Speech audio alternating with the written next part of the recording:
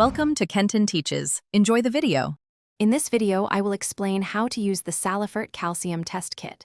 First, lay out all the kit components, including the reagents, syringe, and test vial. Make sure your water sample is at room temperature for accurate results.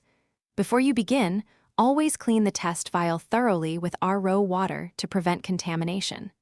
This preparation ensures a reliable measurement of your aquarium's calcium levels. Now, let's begin the test.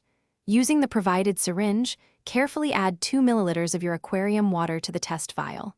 Next, add exactly 1 milliliter of the Ca1 reagent to the sample. After adding the Ca1, gently swirl the vial for about 30 seconds. This ensures the reagents are fully mixed with your water sample, preparing it for the next step of the titration process. This is where the magic happens. Take the Ca2 reagent and add it drop by drop to the test vial, swirling gently after each addition.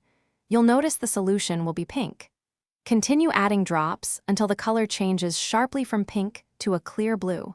This color change indicates the end point of the titration. Be precise and note the exact volume of Ca2 reagent used. Finally, let's calculate your calcium level.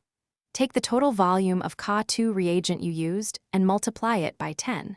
This gives you your calcium concentration in parts per million. For most reef aquariums, an ideal calcium level is between 400 and 450 ppm.